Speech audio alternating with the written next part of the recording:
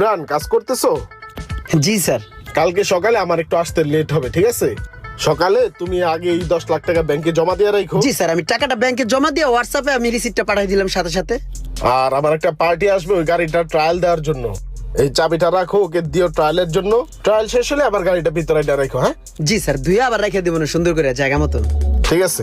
Okay sir.